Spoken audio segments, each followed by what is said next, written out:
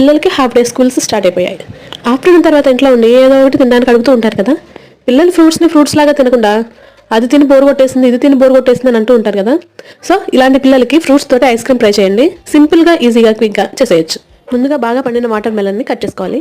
దీన్ని నేను సర్కిల్ షేప్లో కట్ చేసుకుంటున్నాను, ఎందుకంటే ఇదే కదా మెయిన్.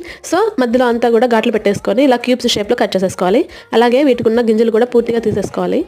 సో వీటిని మనము మిక్సీ జార్లోకి యాడ్ చేసుకోవాలి. ఇందులోనే చిల్డ్ ఫుల్ ఫ్యాట్ మిల్క్ అలాగే ఒక టీ గ్లాస్ యాడ్ చేసుకోవాలి. మీకు ఫ్రెష్ క్రీమ్ అవైలబుల్గా ఉంటే 1 కప్ ఫ్రెష్ క్రీమ్ యాడ్ చేసుకోవచ్చు, లేదా వెనిలా ఐస్ క్రీమ్ కూడా యాడ్ చేసుకోవచ్చు. ఇంకా సరిపడా షుగర్ని కూడా యాడ్ చేసుకొని యాలక్కాయ కూడా యాడ్ చేసుకోవాలి.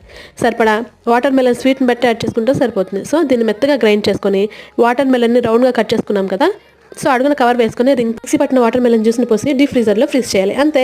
కట్ చేసుకొని ఎండల్లో కూల్గా తింటే పిల్లలు హ్యాపీ, మనము హ్యాపీ. మీరు ట్రై చేసి ఎలా ఉందో కమెంట్ చేయండి. వీడియో నచ్చితే like, subscribe. See in the next video. Bye by.